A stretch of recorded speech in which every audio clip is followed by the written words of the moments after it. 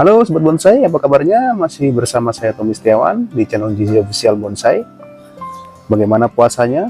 Semoga puasanya di hari ini tetap lancar tanpa ada halangan suatu apapun. Dan tetap semangat ya, walaupun puasa kita tetap beraktivitas dan berkarya. Baik, untuk pertemuan video kali ini saya akan membahas bahan bonsai anting putri dengan size small ya. Di depan saya sudah ada bahannya. Ini kita akan arahkan cabang-cabang mana yang akan kita gunakan dan cabang-cabang mana yang tidak akan kita gunakan. Nah, di sini akan saya jelaskan secara singkat saja, tidak perlu berpanjang lebar. Mari ya, kita langsung eksekusi bahannya. Ya, untuk langkah awal kita harus memilih-milih dulu bagian mana yang kita buang, atau cabang-cabang mana yang kita tidak gunakan kita angkas ya. Di sini ada titik tumbuh, sebenarnya bagus ya di bawah. Cuman kemarin itu sebelumnya saya inginnya bahan ini saya bentuk menjadi bahan yang formal ya. Jadi tegak lurus. Jadi tidak saya gunakan untuk bagian yang di bawah ini karena ini akan saya konsep untuk sebagai bonsai dengan pertumbuhan yang formal ya. Jadi saya memilih cabang yang ada di atasnya ini. Jadi sudah terlalu banyak memiliki bahan-bahan bogel ya, itulah akhirnya bosan ya lihat bahannya yang bogel semua. Jadi untuk kali ini saya akan membentuk bahan bonsai dengan konsep bonsai formal atau tegak lurus. Nah, untuk yang pertama kita akan pilah-pilah dulu. Tentunya ini kita buang cabang yang masih terlalu kecil-kecil ini. Kalau kita gunakan tentunya kita akan menunggu lama lagi ya. Nah, ini kita buang saja. Jadi memang saya konsep dari awal saya sudah menggunakan cabang yang ada di atas ini. Nah, untuk selanjutnya tinggal melakukan wearing ya. Setelah kita pruning semua daun-daunnya, kebetulan itu di bagian atas juga masih full daun ya. Ini juga akan saya pruning semua. Ini kelihatan ya, maaf ya untuk kameranya nggak sampai ke atas ujungnya, jadi di bagian bawahnya saja. Oke, saya langsung pruning sekaligus untuk nanti melakukan wiring.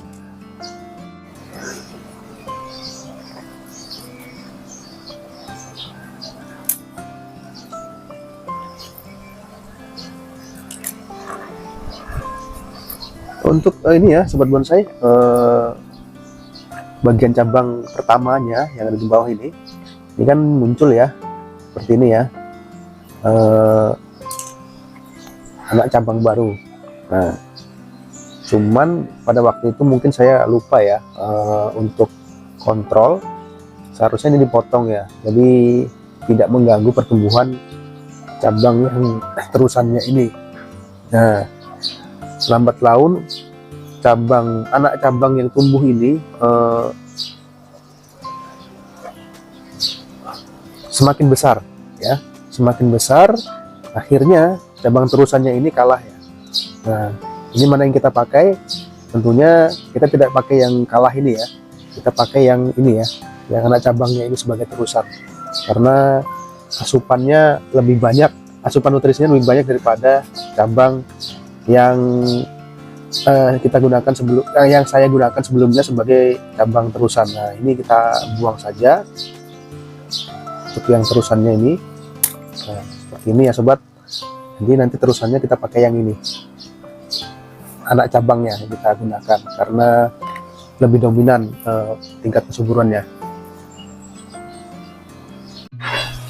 Seen a lot of change, been through a lot of pain. Some things are not the same as they were a year ago, but all will be okay. I move on each and every day. The past is where it stays, way back a year ago. I've changed for the better this time. Untuk selanjutnya saya akan jelaskan cara wiring atau pengawatan. Jadi untuk tampak depan kita gunakan yang ini ya. Jadi untuk pengawatannya atau wiringnya ini kita mulai dari belakang ya, dari belakangnya seperti ini, kemudian langsung kita ikatkan seperti ini ya, kita kunci di bagian cabang yang ingin kita wiring. Dan ingat ya, untuk wiring untuk di bagian pangkalnya jangan terlalu mepet ya, jadi ada senggang seperti ini, tergantung arahnya kita mau buat seperti apa, tapi itu tergantung dari pada saat kita mengawat. Seperti contohnya apabila kita ingin arahkan ke bawah ya, untuk di bagian cabangnya ini, jadi kawat ini harus berada di bagian atasnya seperti ini, jadi ada ketahanan untuk di bagian pangkalnya ini agar tidak mudah cabangnya ini patah pada saat kita tekuknya nanti ya. Nah seperti ini. Nah ini perlu sobat ketahui agar tidak terjadi patah pada pangkalnya. Nah seperti ini ya sobat bonsai. Begitu juga untuk sebaliknya, apabila kita ingin mengarahkan cabangnya itu ke atas ya, kawat harus berada di bawah ya. Ini seperti itu.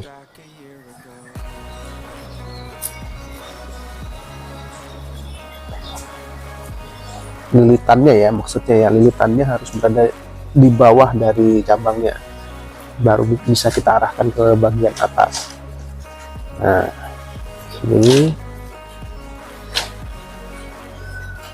kemudian untuk lilitannya jangan lupa untuk di bagian titik tumbut seperti ini jangan sampai kita tutupi ya, supaya nantinya tidak luka tenggelam oleh kawat dan mengakibatkan tunasnya ini mati ya. Jadi untuk tumbuh lagi agak sulit, jadi kita hindari untuk penumpukan kawat yang ada di bagian tunas barunya ya, kita hindari. Nah kalau sudah seperti ini ya sobat bonsai, tinggal kita arahkan saja. Nah kalau yang ini sudah mulai terarah, udah bagus ya, tinggal kita tahan saja. Kemudian untuk yang ini masih belum, ini kita tekuk, ini sesuai dengan arah kawatnya ya. Apabila kawatnya kita lilit ke sebelah kanan, nantinya juga cabangnya atau kawatnya ini kita lilit juga ke sebelah kanan, kita pelintir juga ya, seperti itu. Nah seperti ini contohnya, begitu juga sebaliknya. Ini saya coba lilit ke sebelah kanan, jadi saya tekuk juga dan saya pelintir sedikit ke sebelah kanan. Nah jadi seperti ini ya sobat.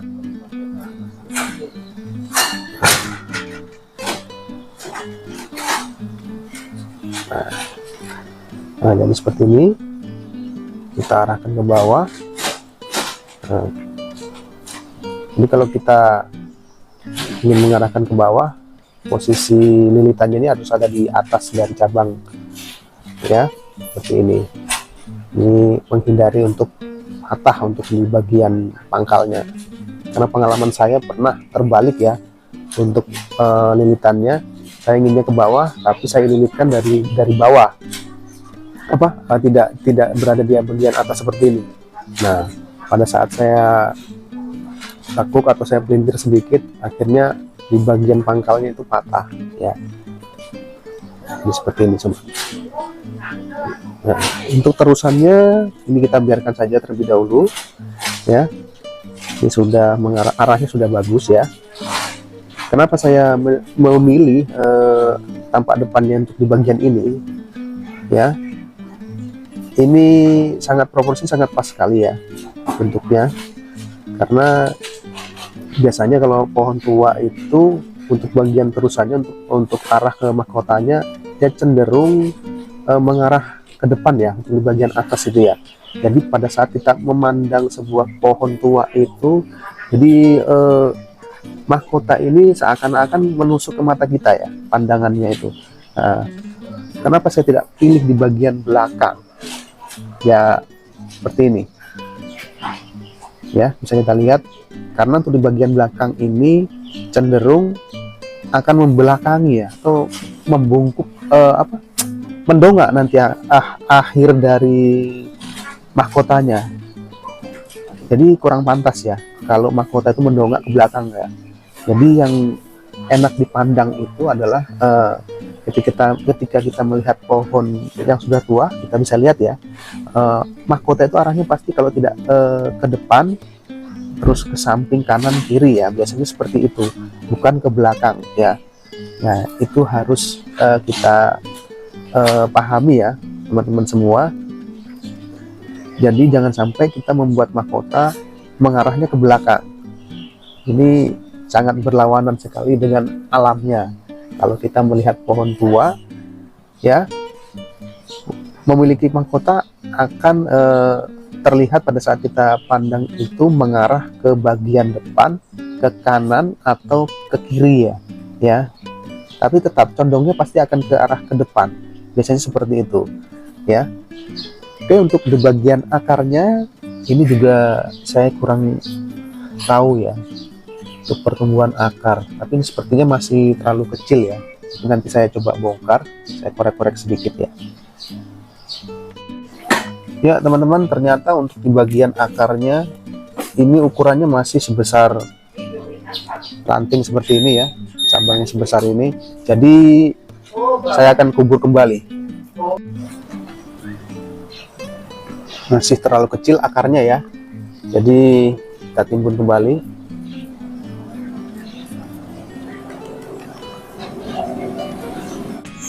Baik sobat bonsai, untuk pertemuan di video kali ini cukup sampai di sini dulu ya. Penjelasan secara singkat dari saya tentang bagaimana cara mengarahkan cabang dengan menggunakan kawat ya, atau wiring. Nah untuk selanjutnya saya ingin bahan ini kedepannya memiliki masa depan yang bagus ya, atau bentuknya nanti di kemudian hari bisa lebih baik lagi. Oke, saya akhiri, saya Tommy Setiawan pamit undur diri. Wassalamualaikum warahmatullahi wabarakatuh. Salam satu hobi, salam bonsai.